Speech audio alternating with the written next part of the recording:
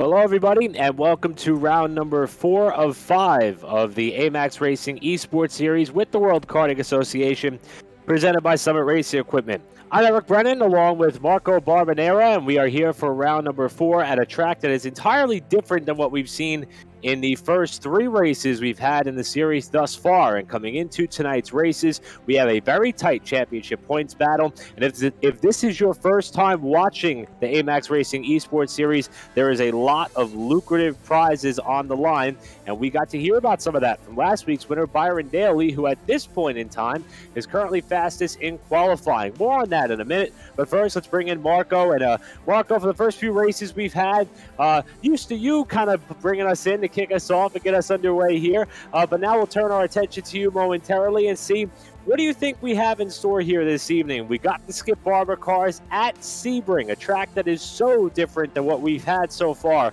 on the road courses at Charlotte, Daytona, and last week, Road America. What type of racing product do you think we're going to see here tonight, my friend? Well, first of all, hello everyone.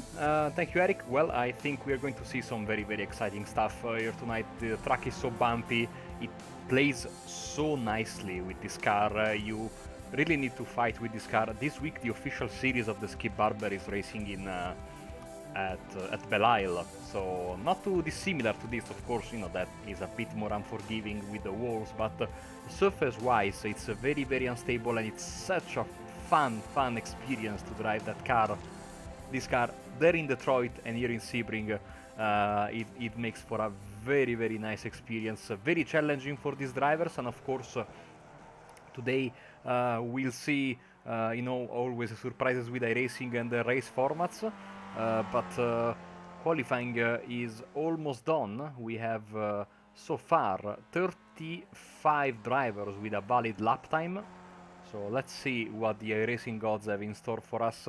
Of course, the big straights here, massive drafting with these cars, but again, those bumps can be really treacherous. This is a car, Eric, you know that very well. It is unstable by design. It's designed to teach drivers the proper ways of racecraft, and so it's very unstable on a flat track, normal surface. Here is going to be even more extreme. And we could see as we watch Byron Daly navigate the 17 turns that make up the 3.6 plus mile layout at Sebring, that you really do have to throw these cars off into the corner if you want to try to maintain speed. And Daly is a driver who we are going to be talking about a lot tonight. Currently scored second in the qualifying session, top 3 in championship points, separated by only 9 markers coming into this penultimate round of the A-Maxx Racing WK Esports Series. And the 3 drivers we're going to be referencing in that championship battle make up 3 of the top 4.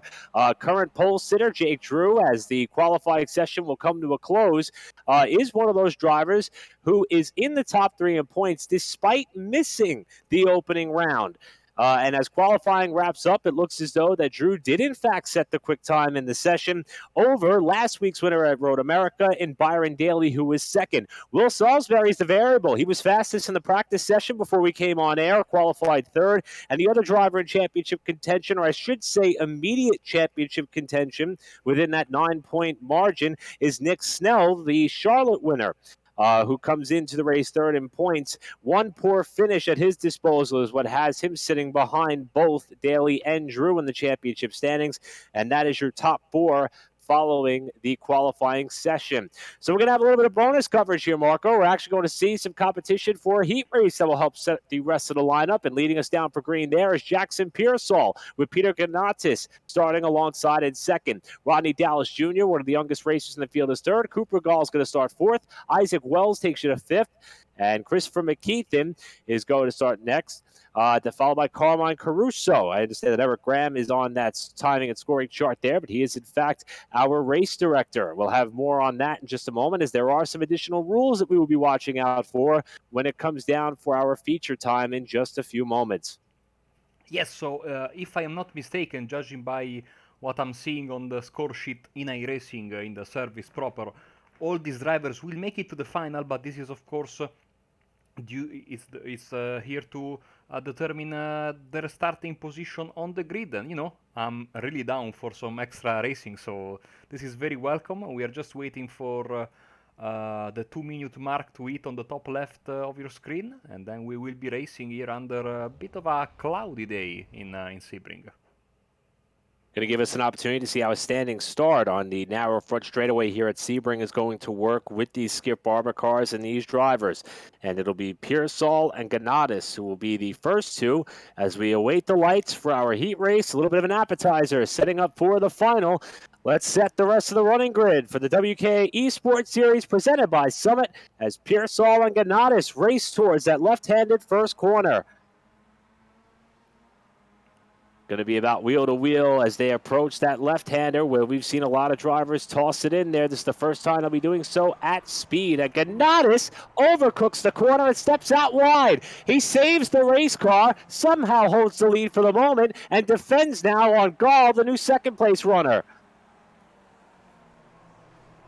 Oh, Ganatis nearly did it again as Wells now moves up to second, gets a boot from behind by McKeithen, who slots in third. And this race only going to go either 4 laps or 12 minutes. Look at the hands on McKeithen as he has to counter steer to keep that car pointed in the right direction. And he's got a big run here on Wells.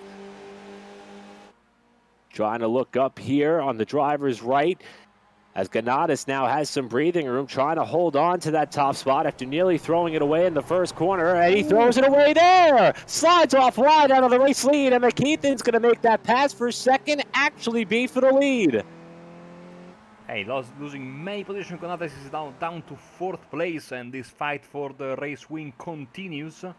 Now Isaac Wells, we see McKeithen making the move, and Wells went very, very deep there in the braking area. Maybe he was fooled by Ganatis, who now almost flips. Massive damage. Ganatis coming into contact with Gall there, Cooper Gall that is, in what was a race for 4th spot. And for Ganatis in about a half lap, went from leading the field down to the first corner, the glove save and the beauty down in turn number 1. And then this moment, as we go on board here with Ganatis, closing up on the back of Cooper Gall, and again, probably a little bit too hard, a little bit too late on the brakes, and he hopped right over the right side of Cooper Gall's car, and you saw the damage there on the left front. And this is now looking out of the back of Cooper Gall, and it looks as though Ganatis is about to be incoming. Right up over the right side as Gall spins.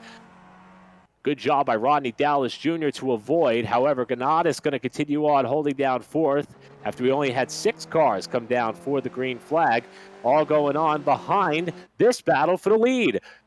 Wells looking for a position here as they set up for the right-hander. Both drivers doing all that is possible to try to hold it down on what is the very long and sweeping final corner here at Sebring as they will come back up onto the front stretch to officially complete lap 1 with McKeithen holding the lead. And Marco, you called it. Wells got that big run up that long back straightaway. That draft may be a factor here at Sebring as Wells was nearly able to make the pass for the lead that time by. There is a recurring joke in the official Skip Barber forums where people are asking, no more draft tracks next season in the official series, and then everyone then says this joke, which is every track is a draft track in the Skip Barber, because unless you are running in a very, very small club track, this car loves a little bit of tow from the car in front, and Sebring is one of the perfect places because even in other cars might be corners, for these cars are straights, so you really get all of the possible draft that you can get. Even here, look at as they get into the hairpin. Seems like McKeithen has been able to build a little bit of a buffer, but who knows if he will be able to keep it going. In the meantime, Pearsall is there, sitting in 3rd place, and Ganatis, Gall are in the pits. Actually, I think Gall is already out, Ganatis is still there, Dowles Jr. is also taking tires, and so he will be there in the pits for quite some time. And we understand that Ganatis is in fact going to receive a 30-second penalty for avoidable contact for the incident that he was involved in there with Cooper Gall. And once we have a moment, we'll touch on a few more rules we'll be looking out for. But many may be wondering that with only 6 cars coming down for the green, why get back out there? Well, track time is king, and these drivers are going to be setting up for a race in just a short while. That will be their feature event, their 4th of the season. And with that in mind, as McKeithen has a bit of a bobble there up at the front of the pack, he kept it on the road, but Wells is trying to close back in. Marco, we've seen drivers charge up through the field, gaining 20, 25 spots come feature time. McKeithen off the pace on the front straightaway. I should say on the back straightaway, that is. That's leading up to the final corner. Not sure if he just didn't get the power down off of turn 16, but Wells is going to move to the lead. I think he's slightly, it's very easy to cut, because the ideal line in those S's there in the Le Mans section is you should cut a lot of the curb, but not too much. If you cut just 1 centimeter too much, the simulator tags you with a slowdown penalty, which is especially deadly in the first 2 laps. And this, of course, the second lap of the race, the 3rd lap starting right now. But you are absolutely right. We saw that in all the rounds that we have covered. There has been always one driver that has made a comeback from the back of the field. And if you are on your toes, you can really make up a lot of positions even while having a bad start in place. The problem here in Sebring, I'd say, Eric, is that it is so easy to make a mistake. That first corner with the cold tires is a nightmare with these cars. So these drivers will have to be very, very careful, because as Gonatas almost showed us in the opening lap of the race, it's so easy to spin in the first corner. Indeed it is, and that's why if you're able to get back out on track and get some track time underneath you, or some more ample track time underneath you, as we see Ganatas continuing to do so here, currently running in 5th. Cooper Gall as well was involved in that incident, running in the 4th spot. This may up their confidence come race time. Rodney Dallas Jr., also one of our youngest competitors in the series, also continuing to turn some laps while the top 2 remain separated by about a second. And Marco, one of the new rules we're going to be following come race time, we've seen in all 3 races up to this point, I mean, there is obviously a very wide margin in terms of experience and also in terms of age. We have some professional drivers who run in the senior rankings on a weekly basis in the world of karting. We have some young drivers who just graduated out of the kid kart ranks, 7, 8, 9, 10 years old. And with that, you get some differing experience levels even on the sim rig as well. And we've seen lap traffic play a factor in who goes home with the checkered flag in some of these events. And we'll talk more about some of the prizes that are up for grabs. But with so much on the line, officials have deemed that beginning in this round, if leaders look as though they are coming up on lap traffic, they will in fact be given the black flag and pulled from competition to ensure that the race to the finish is done in a clean fashion. That will be a new element that we will be watching out for as McKeithen is in the slipstream up the Ullman Straight, heading up for the final corner, as they'll be coming up on just 1 lap to go. Yeah, they are trading fast sectors. Actually, Wells got the fastest sector 2 of the race. This track divided by racing into 7 sectors. This was something that iRacing used to do in the past, having such massive number of sectors. Now all the modern tracks they release, they have 2 or 3 sectors. Here we go. Here comes McKeithen.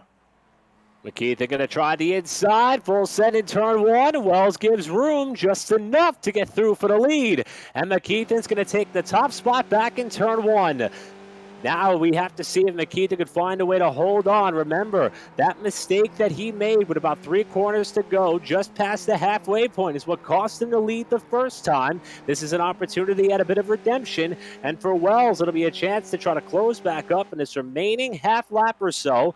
While Jackson Pearsall rides 3rd, it would take some pretty major contact from these 2 to give Pearsall a break to get up over the top of these drivers, as the gap back to 3rd is in excess of 21 seconds, while McKeithen continues to hold about a 3-car length advantage over Wells. Looks as though Isaac Wells slipped slightly there through that section of the race course, and McKeithen continues to hold down that top spot, trying to ensure the best possible starting position for the final that is just around the corner, with Wells doing all possible to dig deep. Yeah, as a matter of fact, go ahead, Marco. No, sorry, Eric, you nailed it with that point. These cars are very, very, very, very fragile. So if you get in, if these 2 guys, God forbid, they get into a contact, Pearsall could very well have a chance at victory, but it looks like so far McKeithen should be in the clear. The Sunset Bend is going to be the last place where Wells can go for a move, because I think he's going to come close in the backstretch in Allman Straight, but I don't think he's going to be that close. Let's see. This is massively important, this sector where they are right now. I was about to say, Marco, a little bit earlier, but it looked as though a lap ago, McKeithen was about 0.6 of a second back. That allowed him to close up to Wells. But remember, he did not make the pass off the final corner. He had to finish the job down in turn number 1. You see the gap starting to close here. Wells got off the corner a little bit better than McKeithen, but will he be able to get close enough to get alongside with 1 corner left to go? Might take a mistake by McKeithen to give Wells the opportunity. He closes up to about 0.7 of a second, while McKeithen leads to 17 for the final time. Watching the back end of McKeithen's car step out as he will lead them back up onto the home stretch. And after getting the lead back on the final lap, McKeithen's going to win the lone heat race here at Sebring. Isaac Wells going to come home in second. You have to go back a long ways for this driver, Jackson Pearsall, although he is going to come home in third, about 21 seconds behind the leaders. It was a clean race overall for Jackson Pearsall. He will come down to the line to cement that third place finish to close out the one and only heat that will set the rest of the lineup for round 4 of the A-Maxx Racing WK eSports Series presented by our friends at Summit Racing Equipment. Cooper Gall having one last off-road excursion here, closing out the final few laps through the Lamaze corner. Remember, he too was running up in the top 3 until contact with the opening corner leader in Ganatis put him out of contention early in the going and had to battle back. And a 4th place finish out of the 6 cars that came down for green appears all that Gall is going to be able to muster up. Lovely attention to detail by Gall. He has a full carbon fiber livery on his skippy and a full carbon fiber design on his helmet. Whilst Pearsall has got a Mercedes F1 livery and Lewis Hamilton's own helmet he got from Trading Paints. So lovely attention to detail from these guys. Here comes Golden and Peter Gonatas and Rodney Dowse Jr. They are actually on the same lap. Looks like Gonatas will be able to sneak into 5th place, and Dowse Jr. will finish in 6th, but we still have a couple of corners left. Continue to watch Ganatis. There's that Lamaze corner that I guess we're going to be talking about a lot, Marco, as we can see drivers overcook those turns quite easily, with Ganatis dipping the left front off into the grass that time on corner exit. 1 corner left to go, and keep in mind that Ganatis will in fact be given a 30-second time penalty for the contact with Gall. So if Dallas Jr. could stay close enough, as you see him enter the frame there on the bottom of the screen, looks as though that even though this will be a 5th place run across the line, it may still be a shotgun result when all is said and done after the incident with Gall while battling for 3rd in the opening stages of this one. To the line and make it official. Ganatis will be the second to last car to come to the checkers, and Rodney Dallas Jr. will officially close out Heat 1. And again, Christopher McKeithen is the one and only winner of our heat races here at Sebring. And as per usual in a racing tradition, we have the grand total of 1 minute to go through this very long grid. So here we go. Pole sitter Jake Drew set the quick time in qualifying. Championship contender Byron Daly, last week's winner, going to start up alongside in second. Third was Casey Davis, while fourth was Will Salisbury. Nick Snell, the other driver and championship contender, rounds out your top 5, while Dean Dibdahl, who had a great run last week, is going to start in 6th. Chase Gardner, 7th spot. Jensen Burnett's going to line up in 8th, the Canadian racer. James Overbeck, one of the impressive youngsters, in the 9th position of qualifying. And Austin Olds, top 5 in points. He's going to roll off in 10th. Bane Bennett's going to start 11th spot. Daniel Steingruby is going to roll off in 12th position. Tim Huss, 13th fastest in qualifying, while Jason Preibel, look for him to be a contender in the top 10, going to roll off in 14th. Matthew Robideau, 15th fastest. Sarah Bradley had a top 10 last week, going to roll off in 16th spot. 17th out of Ohio is where you'll find Gavin Bailiff, and Jack Jeffers takes you back into row number 9. Row 10 is Nikita Panaris, who's been very quick all season long, as the field is now going to roll off momentarily. And we are racing. That was a really quick minute, Marco. Here we go. Round number 4 underway, and here's the land rush down at turn number 1 with Byron Daly trying to get the edge on the pole sitter through the first quarter. Trouble behind. That might be Overbeck that may have spun wide. We'll have to get confirmation. But Daly's going to lead them up to turn number 3.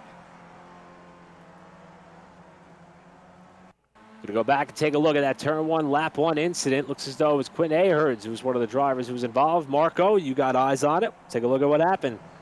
Massive wreck. The car went straight into the barrier. It was one of the most vicious crashes I've ever seen in a long time in iRacing, and this new damage model making it really look very bad. But at the front, very close fighting indeed between Daly, Drew, Salisbury, Snell, Dybdahl, Davis, Gardner, Burnett, as a couple of other cars have an excursion into the grass.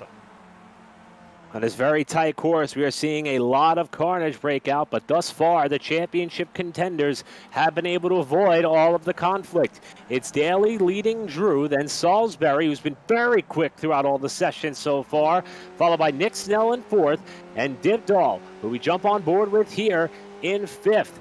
Dybdahl was one of the fastest cars at Road America just 1 week ago, now doing all possible to try to keep pace with the driver who won the season opener back in Daytona. And he's in the slipstream here as they head up this long straightaway as the top 5 try to stay within close proximity of one another. The fight for the lead starting to intensify with the drivers who finished 1 and 2 in the Road America round last week. And they both slide their way through this very flat surface with these Skip Barber cars. We've seen a lot of counter steer over and over, and now Jake Drew may be in the catbird seat. 0.2 of a second off of Daly, who now fades to driver's right on the straightaway, perhaps trying to defend that inside line, takes it all the way to the wall, and Drew's going to try the outside to move to the lead. Let's see how this works. Daly keeps it in there, though, forcing Drew to run wide. Salisbury's going to try to come up for second as well. Daly washes out a little bit wide. Here comes Drew with an opportunity to try to get him back at the line, but Daly's going to defend inside. Lap 1's going to go to, looks as though it might have been Drew by inches, as they're still side by side for the lead to 1. Big back-end slide there by Drew and Daly as they come through the corner, and now it's Drew with the preferred line momentarily as Daly's kicked up high in the left-hander, and Drew's going to slide his way to the lead. And here comes Salisbury with a big run. Took advantage of the open door by Daly, who runs a little bit wide off the corner. Fantastic stuff. Fantastic. I love the Skippy. This is why. I mean, this is excellent racing. And we've seen a lot of respect amongst these front runners, not just here today, but all throughout the A-Maxx Racing eSports series. As Jake Drew has gone to the point, it continues to be Daly riding second, Salisbury third, then Snell being chased by Dybdahl and Gardner. That's the group that you see on screen here, 4th, 5th, and 6th. While the leaders try to tighten things up once more, and then a small gap back to the rest of the top 10 that sees Davis along with Gavin Bailiff, Bane Bennett, and Tim Huss takes you through your top 10. And one other thing to keep in mind, Marco, it sounds as though that for this week, especially considering the fact that lap traffic is going to be under strict scrutiny throughout the race, with the officials keeping that in mind. We mentioned in the heat race that lap traffic has caused multiple incidents amongst the front runners so far throughout this series. And if a driver is looking as though it is going to be under duress from the leaders, they will in fact black flag that car. However, with that being a bit of an element, there is a potential of a competition caution at some point in this race. So if a driver does get out to a big enough lead, it may not be all she wrote, as we have seen so far throughout this series. The competition yellow is in fact in play, and we can expect to see that potentially around the halfway point. As Daly is now right on the backside of Jake Drew for the lead, perhaps we'll see some teamwork between these two, or maybe not. Drew with a bobble. Daly slides it in there, and they're side by side for the lead off 17, back to the line. Boy, Marco looked as though they were going to try to bump draft together a little bit, maybe try to get away from Salisbury as they did at Road America, but they're still wheel to wheel for the top spot. This time it's Drew who's got the preferred lane to the inside of turn 1. Careful there with the grass and the gravel. You really don't want to be there. Almost entering 3 wide there. Oh, you gotta be super careful. Look at the way they are sliding and not making contact. It's absolutely incredible to me. And give a call to Will Salisbury, who has competed in the karting ranks over the last few seasons. In fact, he's a driver we normally see out at GoPro Motorplex quite often. But with that in mind, we have not seen this type of speed out of this driver so far in the A-Maxx Racing eSports Series. Fastest in qualifying, right up there with the front runners. I should say fastest in practice, right up there with the front runners in qualifying. And now keeping pace with the drivers who won the last 2 rounds in the A-Maxx Racing eSports Series, as the top 3 continue to run in lockstep formation. Going back to what you were saying earlier, as we see maybe Salisbury fencing his chances. Oh yeah, he's going to make the move. Trying to have Jake Drew cleared by the time they exit the corner, but Drew was able to keep the momentum up. Now Daly's going to try to fill the hole on the inside of Salisbury. And last week, we had an opportunity to catch up with your winner in Byron Daly, and we talked about the prizes that are up ahead. Now, there are prizes for the race results here, like Sunoco 110 race fuel to the winner, a 219 or 35 chain for the second-place finisher, and a set of spark plugs for third place, as it has been all throughout the series. We're also going to see the pole sitter in this race, and Jake Drew get $25 cash from Louis P&R. The race winner will get that as well. But Byron Daly was really adamant about how important the championship prize was, which is basically an arrive and drive package for Daytona Kart Week this coming December. We're going to take the success from the iRacing platform and put it in play on the real racetrack down in Daytona, and that is with chassis and additional support, no motor. That's what some of these drivers are racing for, particularly that of Snell, Daly, and Drew. But Salisbury doesn't care. He wants that race win, and he's going for the lead here off the final corner. And if he can hold on back to the stripe, this would be the first lap that Salisbury has led all race long, but Drew tries to get the lead back. Can't inch him out at the line. Salisbury was the leader at the stripe, but Drew's up alongside now, outside looking for the lead in 1. Daly going to try to follow him through, runs way wide, out into that gravel that Marco was talking about a lap ago. And he'll fall back in line. Drew back to the point, Salisbury back to second, Daly still riding third. You know, I feel a bit bad for the other drivers in this because we are having fantastic fights up and down the field, but these 3 guys at the front are putting on such a fantastic show. And, you know, this doesn't seem like it will end until the checker flag waves. And we keep talking about some of the drivers who are in contention for that championship, as we see a bit of a defensive line there by Jake Drew. Salisbury leapfrogs up to the outside. Is that going to open the door for Byron Daly? Not enough. They'll have to stay there in that third spot, but it looks as though that margin of about 1.5 seconds back to Nick Snell is starting to tighten up.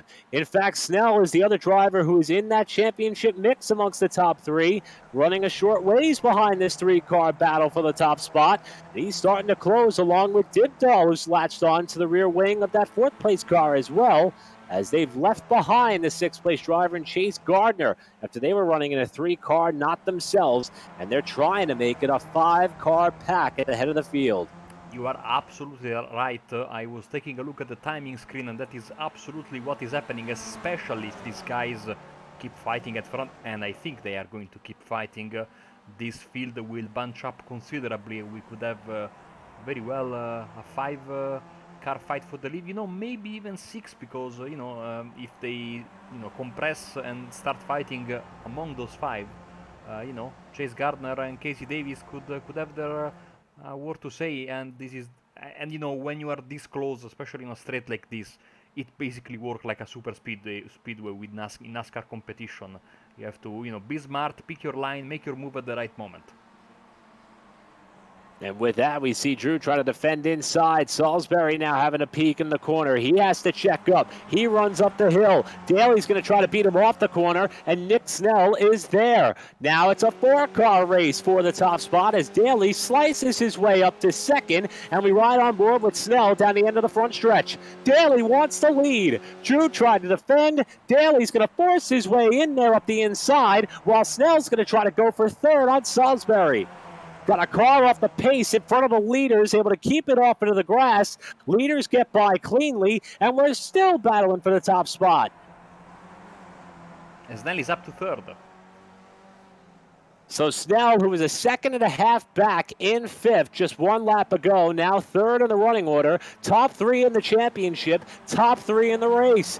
We're coming up on the halfway point in about a couple of laps or so, but we've seen some very competitive racing amongst these front runners, and so far it's been very respectful racing amongst the front runners. How long is it going to last as Daly wants to get back to the point? Daly was unable to get the drive off the corner. Drew powers back to the lead. Thought that Snell was going to try to follow through for that second spot. Couldn't make it happen. And Jake Drew is back in command of this race. Looking down as we see 4 cars in the camera shot. A 5th car. Dean Dibdahl starting to poke his nose into the camera frame as well. 5 cars separated by under 1.5 seconds in what has been a thrilling race for round number 4 of the A-Maxx Racing WK eSports Series presented by Summit. And the top 3 also running very close together in the championship.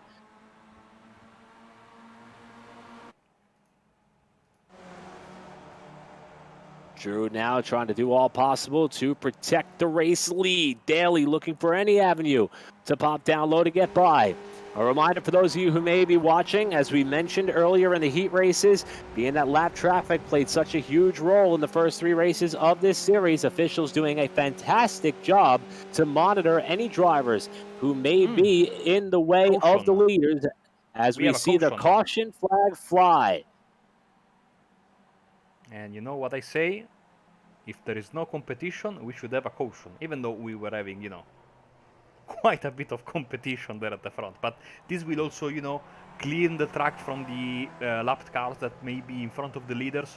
The pace car will pick up the leader right now, and we will basically just, have then a straight run to the finish. The Porsche pace car should be just in front of our race leader. There it is. And so, time to catch our breath, man. This was a fantastic opening portion of the race. I think I could speak on behalf of everybody. I am not sure that anybody anticipated the field to run this close together for this long of a period of time.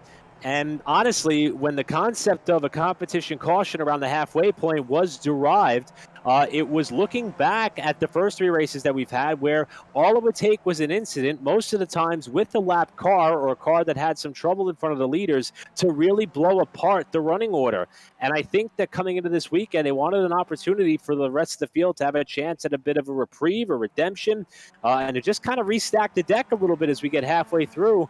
And I know all of us were enjoying what we were seeing, but I needed that competition caution because I could not believe some of the racing we were seeing, especially amongst that top 5. And I absolutely agree with you. It's I'm looking at the timing tower right now, and we have no drivers that are 1 lap down. Everyone is on the lead lap. Last car on the lead lap is Queen Arens, which we saw fly into the wall at a massive high speed and a very, very bad angle. Thankfully, this was not real life in the opening portion of the race. Someone blew his engine there. That was a very, very sinister looking puff of smoke. Yeah, that car is not sounding right. Listen. Indeed, as we ride on board with Scott Watkins, as it appears that something may be coming undone on that car. Driver who's currently scored back in the 29th position. So obviously some misfortune here, especially with the yellow coming out, trying to do all that is possible to get up with the field, trying to catch up to the field. Would be Watkins at the moment. And Marco, one of the things we talked about is drivers' abilities to move up throughout the running order. And it looks as though the driver who won the heat race as a result of just missing out on locking his way in, Christopher McKeithen, all the way up to 11. That is plus 22 from the starting position. Impressive stat nevertheless. Keep in mind, he's doing it at Sebring. That makes it all the more impressive, and it proved he was able to avoid some of the trouble. And now that we just re-racked the deck a little bit, he's got a chance to get up there and not only get a top 10, maybe a top 5, maybe join that lead pack. Maybe those 4 laps of that additional track time in that heat race are going to prove beneficial for the young racer. Absolutely true. Uh, Going back to my point, and we always said, there's going to be one guy making a lot of moves. Also, another guy that's making a lot of moves is Cooper Goll, who is plus 16, second biggest mover of the race, and the third biggest mover of the race with a plus 11 is Aaron Maxwell. You can see here, tied with Isaac Wells. Uh, as I was saying, there are no cars one lap down. This means usually if I know iRacing system very well on the road side, that we should have a very very quick yellow. We might possibly go green next time by. This is the moment of truth. Let's see the lights on the pace car. No, we'll have to pace for another 2 laps then. But no one is 1 lap down at the moment, so all this field will bunch up, and hopefully I see some drivers taking the chance to go for a stop. Hunter Fox, you can see right here, but he's not the only one. James Overbeck also is. Oh, that's why he is 1 lap down. Okay, so that's why we are doing that extra lap of stopping, of pacing. Apologies. And out he comes of the pits. Did Scott Watkins make it through? Let's see. That car is again not sounding well, and I'm imagining Arens is making some gestures in his chair at home, indicating please, Yeah, exactly, Marco. Arens trying to play the role of the good soldier and follow Watkins back up to the head of the field to catch up in the running order. But obviously with Watkins' car apparently not up to full song, Arens may just be trapped back here. So as they continue down the front straightaway, let's do a quick recap on how we got to this point coming into this race. As there is a car stopped. It looked as though on the exit of turn number 1, that might have been Overbeck as a matter of fact. But with that, we're back at the head of the pack. Jake Drew was the driver who had to settle for second at Road America last week. It was a fantastic race between he and the eventual race winner in Byron Daly and Nick Snell, who rides third. Those are your top 3 in championship points coming into this race, not necessarily in that order. However, they are separated by 9 points, so every position that shuffles is one that could have huge implications as we set up for our finale at the virtual Indianapolis Motor Speedway road course next Monday, which is how we are going to settle things with all these championship prizes. We mentioned that the driver who wins the season-long championship is going to capture an arrive and drive package for Daytona Kart Week. That's provided by A-Maxx Racing and Intrepid, plus entry for the event provided by the WKA organization, and $50 cash. You finish second in championship points, you'll get the WKA entry provided by the series and $30 cash, and the driver who caps off the top 3 in championship standings will get 1 set of Bridgestone tires provided by Graham Products and $20 cash as well. There is a lot on the line, and we have 1 full round left to go at Indy next week, but also this thrilling battle, which all it could take is just 1 mistake amongst the top 3, or maybe even throw in a variable like a Will Salisbury, who this is his best shot to grab himself a win, and Dean Dibdahl, who has been one of the fastest drivers the last couple of weeks in terms of speed in these A-Maxx Racing WK eSport events. There are a lot of things to watch just in that top 5 alone, and there are also some impressive stories making their way up through the running order, and time is running out as we continue to click laps away before we see who will come out on top. I don't know if the guys at WKA have a spare car battery, because mine died during quarantine because I didn't take the car. Today stay-at-home orders ended here in Italy, so I went there. I turned on my car this morning, and I was suspicious because the car lock system wasn't working with my button, no? So I had to use the keys. That was a warning sign as the lights on the pace car are off. And then I turned the key and no signs of life from my car. So I think I need to either charge my battery somehow or get a new one. So you know I was so happy to take my car and go for a ride.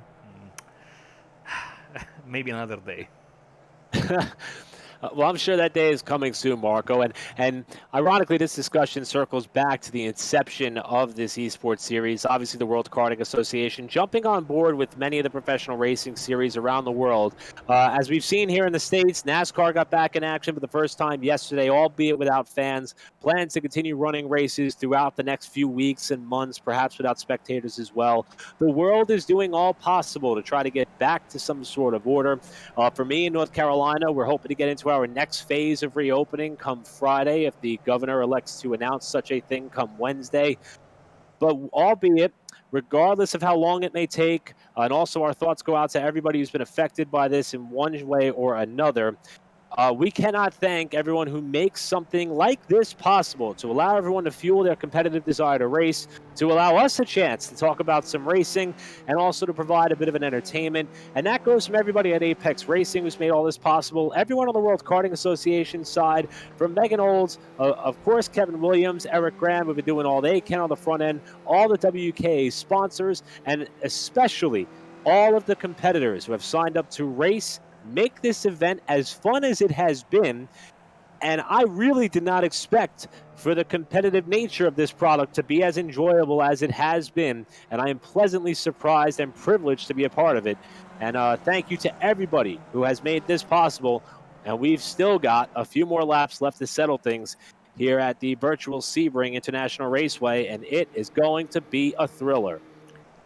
Yeah, when you see big numbers and open wheelers, usually the first thing you think about is low quality racing and a lot of carnage. But this series has proven me wrong, straight away since the first time we did this together a few weeks ago.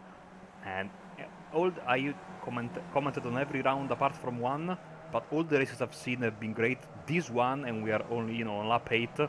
I mean, the first half of this race so far is very, very strong candidate for the race of the season. Let's see if these final 4 or 5 laps can, match the opening portion. I think they surely can.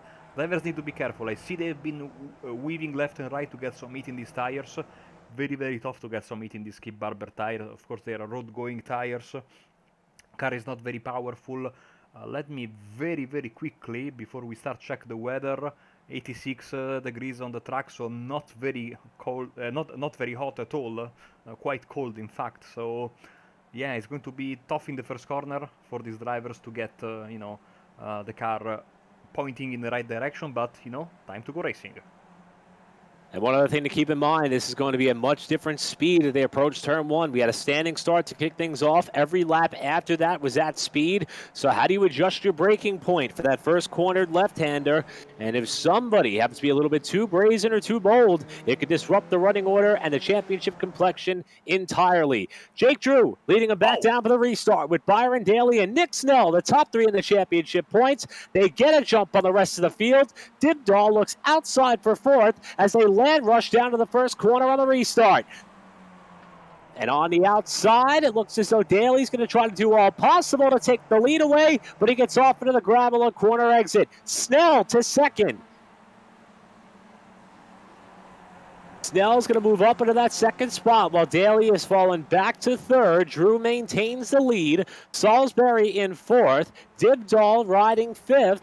And the rest of the field tries to accordion together to see if they could stay within lockstep formation with that top 5 as we look out the back of Jake Drew, the race leader, with Snell starting to close up. Salisbury having a peek inside of Daly for 3rd, and he's going to make the pass to the right-hander. Daly now about as far down to the running order as he's been all race long. Now trying to do all that is possible to get around Salisbury, who has had a tremendous run and effort so far. Daly, a little bit later on the brakes, jumped to the outside to avoid contact, and he'll fall back in line.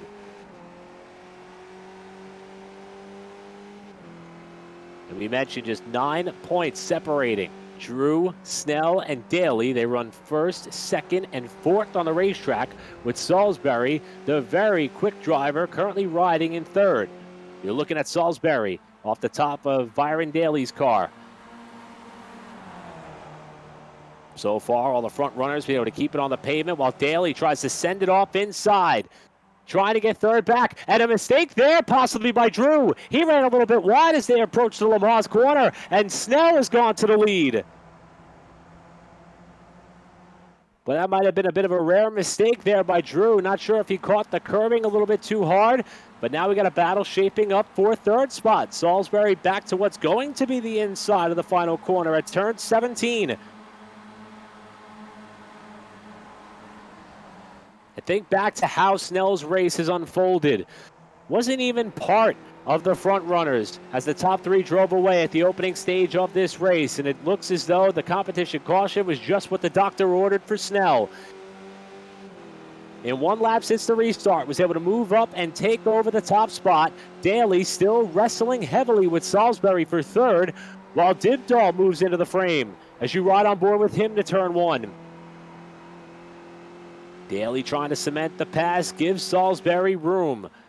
That's some heads-up driving as these two continue to battle it out for third, while Snell and Drew are doing all possible to try to break away at the head of the field. Yes, this is a good point you are bringing up. Will this duo at the front work together, or will they keep on fighting? So far they've been lucky because Daly, Salisbury, and Dibdahl are all fighting with each other, but it looks like Snell is... there's something falling off of a car there. I don't know what that was. It looked like a piece from Drew's car. Maybe a bit from his nose, but his nose cone seems to be okay. Maybe some debris they ran over earlier and then got kicked out after being lodged on the underside of one of these cars. But Dibdahl all of a sudden lost contact with Salisbury and Daly. Yeah, and Daly's starting to bring Salisbury back up into the fight for the lead. Salisbury, though, with a late dive to the inside, wasn't able to make the pass there for third. Now Snell's trying to do all that is possible to hold the car down as low as he can to prevent Drew from getting a big launch. And just like that, the top four accordion back together again. Now setting up for a run here on this short connecting straightaway with Drew having a peek down to the inside for the lead. He'll drop back in line. Marco, how much of this maneuvering and shaking is positioning yourself for where you may want to be on the last lap? Or are these drivers giving it their all right now? If you sit on a table with all these drivers, they will all say, let's race conservatively and then go for it in the final lap. But then the green flag drops. And as you can see, all these gets thrown out of the window. Here we go once again. Drew on the inside makes the pass on Snell. But yeah, I mean, ideally, with a calmer mind, you would think about where you want to be on the final lap. But these guys have completely removed that from their mindset, and they are going to go at it, and until the final lap. 2 to go as we go on the stripe. 2 laps to go on Jake Drew, who has shuffled his way back to the top of the deck, with Snell now riding in second. So a bit of conflict a little bit further back in the running order. Looks as though that's Nikita Panaris, who is running up towards the top 10. And we'll go back and take a look at what happened here approaching turn number 17. I believe that's Sarah Bradley, who Panaris got into the back of there. And as Bradley spun sideways, Panaris was clipped while trying to get by on the outside of the final corner. Good job by the rest of the field not to get caught up in the incident as we go back up to the battle for the lead. In fact, this is the battle for second. Daly now to the outside of Nick Snell for that second spot. That's going to give Drew a little bit of breathing room in the name of about 3/4 of a second, and Daly's going to make the pass. Yeah, I think Snell went for a bit of a run in the grass while we were watching the replay, because I see him accumulating a couple of incident points in the last couple of seconds.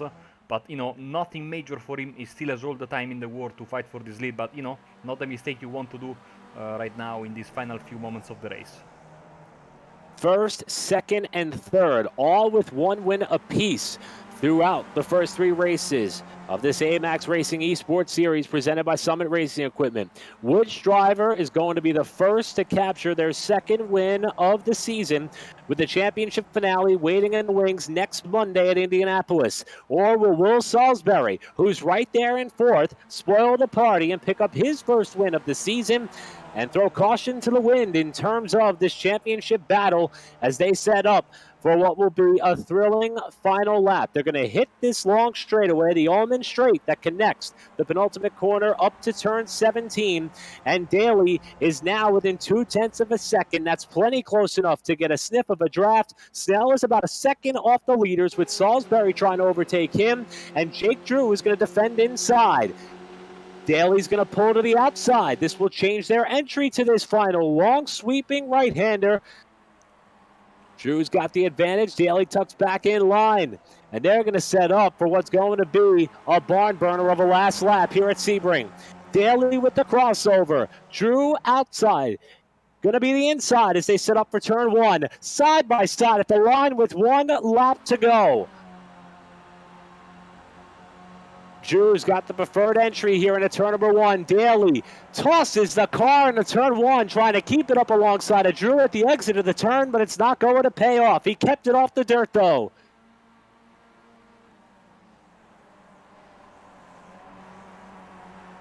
And we mentioned how some of these drivers' seasons have unfolded. For Daly, if you could avoid bad luck, the results are typically solid. That includes the win last week at Road America. For Jake Drew, it's been speed, constant success, and that's despite missing the opening round of the A-Maxx eSports Series with the World Karting Association.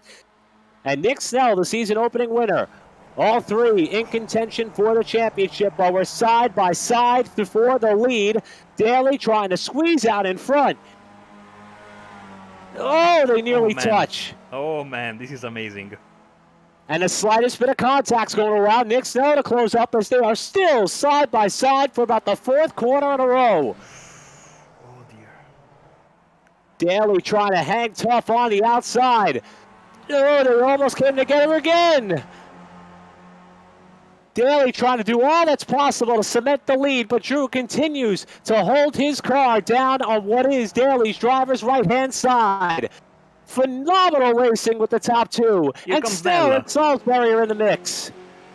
Oh man, here comes Snell into the mass section. He has the inside, which is the preferred line. He will have a massive run. Oh, almost some contact there. There was a little bit of contact. Drew was able to keep it off the grass. Daly's the leader. Snell second. Drew back to third. Salisbury in fourth with the last run up the Ullman Straight. Daly's going to have to defend mightily. He takes it all the way down to the wall. Not seeing Snell close up as quickly as one might have hoped. What's Drew going to do? He darts to the outside. Snell darts to the outside. 3 wide to the final corner.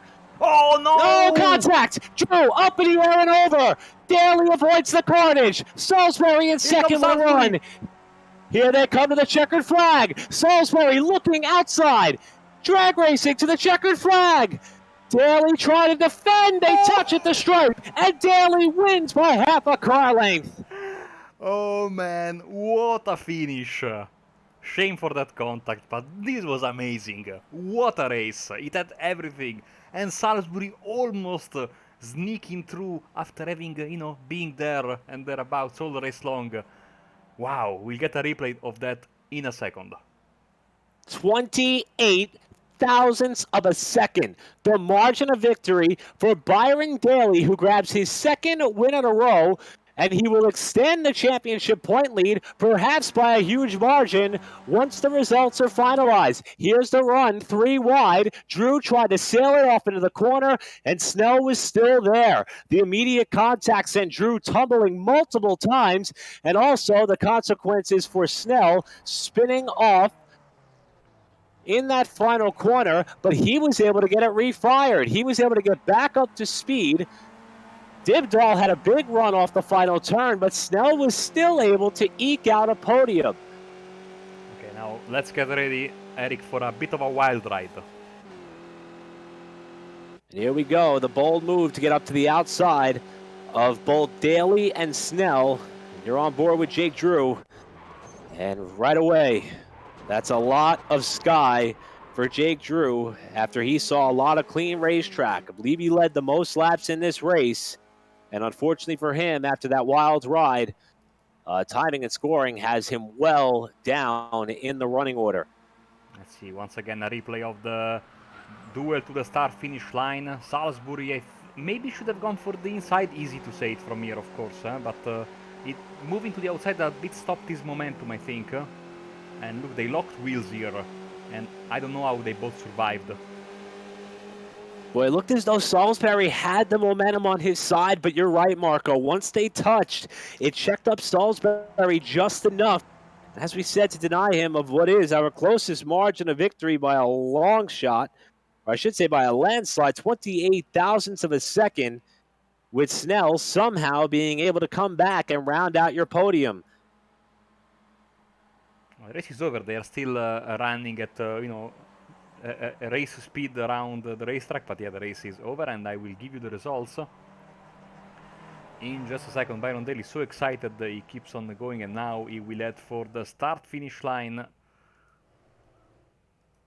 As I said in the opening round at Charlotte, very tough to do donuts with this car, as there is that one of the cars missing? Yeah, that's Adam Maxwell missing important bits of his car.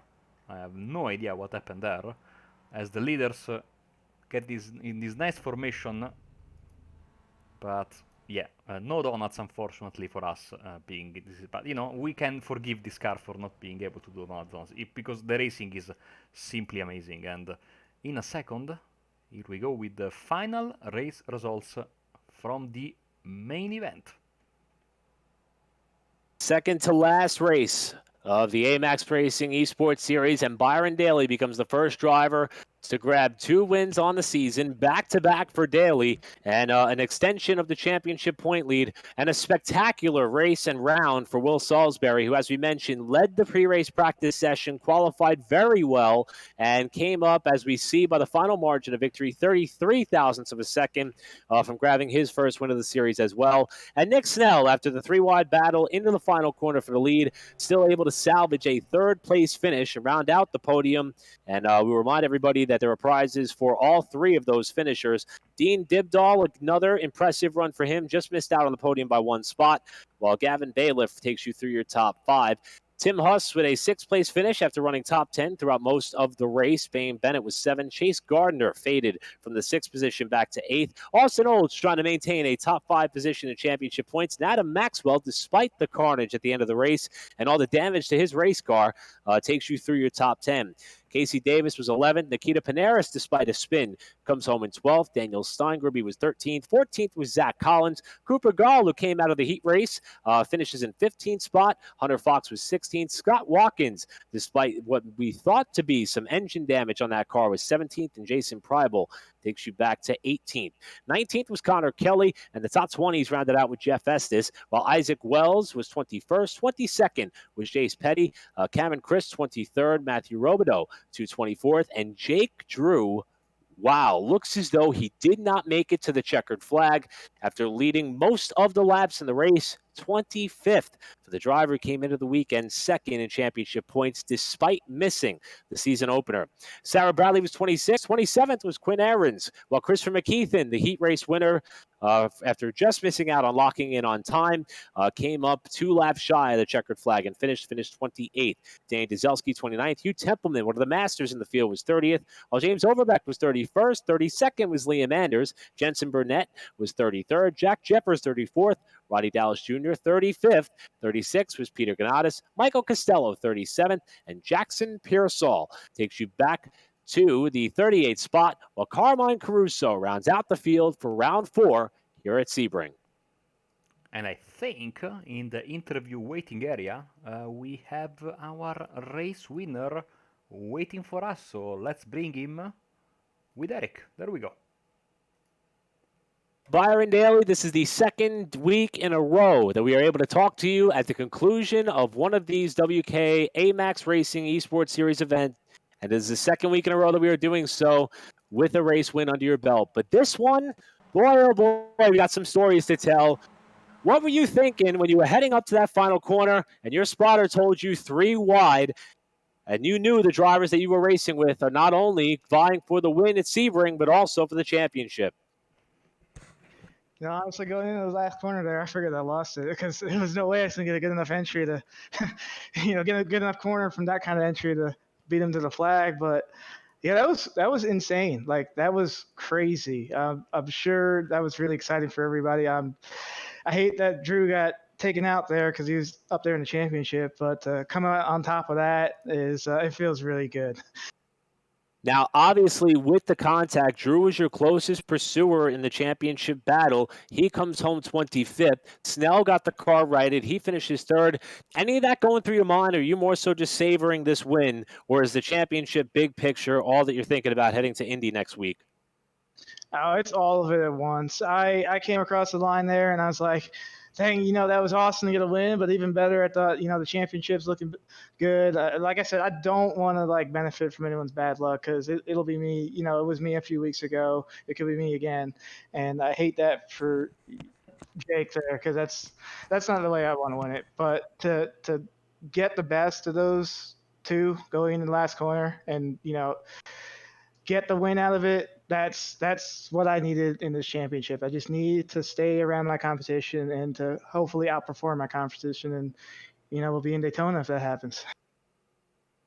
Now, coming into this weekend, you've raced against Nick Snell. You've raced against Jake Drew. As a matter of fact, two of you worked very well together en route to your win at Road America last week. Will Salisbury was the variable, and he was the driver that you beat by inches to the checkered flag. What was it like having Will race around you? He's been a part of the series, but this is the best we've seen him run up to this point.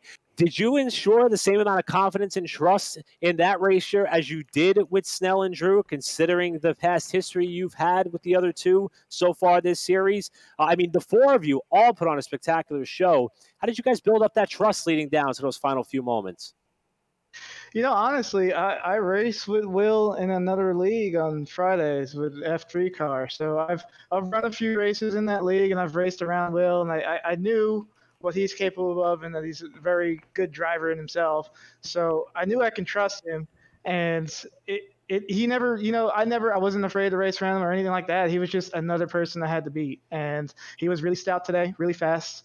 It really made for a challenge, having three good competitors, including and me being the fourth, like just up there racing each other as hard as we were. With the Skip Barber, it's hard to get away from anybody. So it's very much like it just made for a good show.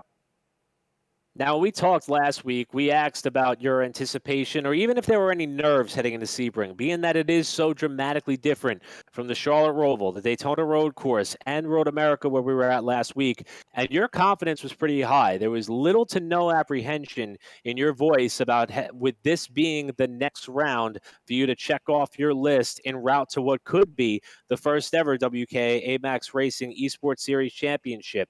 However, I don't think any of us expected the race to be as competitive as it was. Were you surprised with how often the lead was changing hands, how often guys were able to hang tough on the outside of some of these sweeping corners for the race lead? I mean, did the race pan out the way that you thought it would?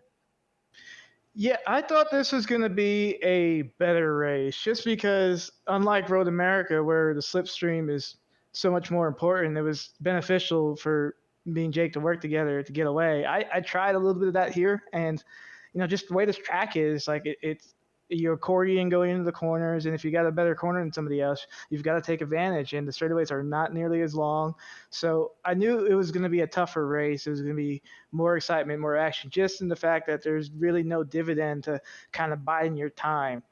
Like for me, I kind of felt like I almost threw the race away trying to be too patient there. So it was definitely going to be an exciting one, and it proved to be so. We've got yourself some more Sunoco 110 race fuel. You got yourself an additional $25 cash from Louis P&R, and you got yourself another $25 gift certificate from Summit Racing Equipment, as the rest of the podium finishers have. But we mentioned last week that arrive and drive package for Daytona Kart Week, the chassis and support, albeit no motor, provided by A-Maxx Racing and Intrepid USA, plus paid entry for the event, plus another $50 cash. And the only thing separating you from that is Indy. What are your thoughts with one race left to go?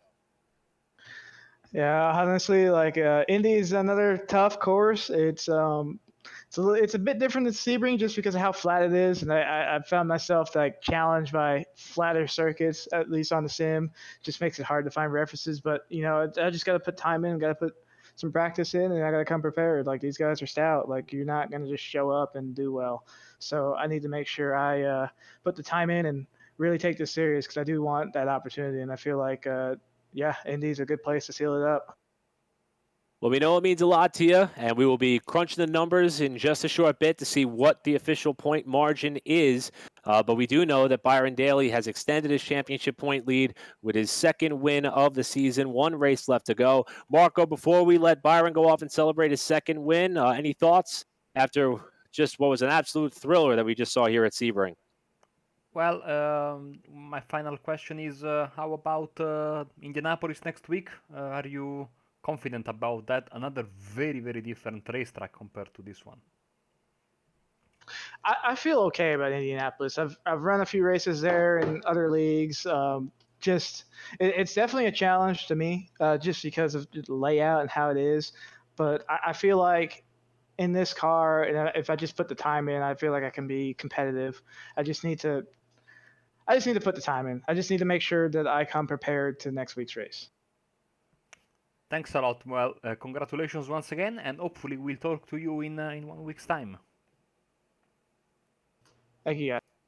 And that was. And once again, that was Byron Daly and Marco. We spoke to him last week. For those of you who may not be familiar with Byron's story, he's an engineer on a NASCAR stock car series team, and sometimes that takes away from his ability to race himself. He has a car that he races when time allows, and due to some more additional schedule commitments he's got on his plate for this season, it's gotten very difficult, especially now with everything else that has gone on around the world, and now how compact the NASCAR schedule is about to get.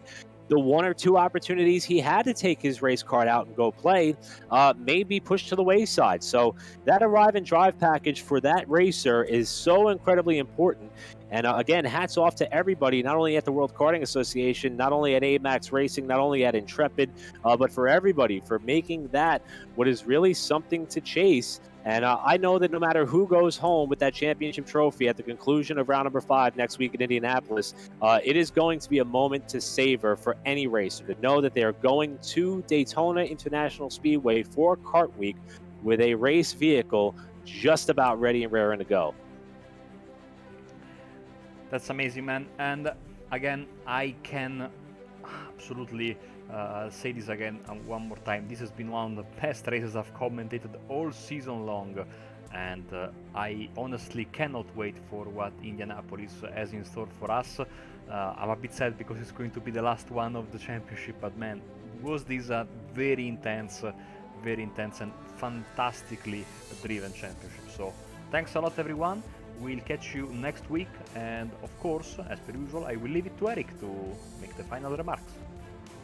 Thank you very much, Marco. I really am loving calling these races with you. Also, everybody at Apex Racing has been amazing, but having you on the call with us, it just makes it all that much more fun. Congratulations again to Byron Daly, along with all of our top-running finishers. Again, thanks to all of our partners to allow all these prizes to be up for grabs, including our pole and race winning award going out from Louis PNR, A-Maxx Racing, Summit Racing Equipment, Fast Kart Supply, Rev Branding, and Grand Products, just to name a few.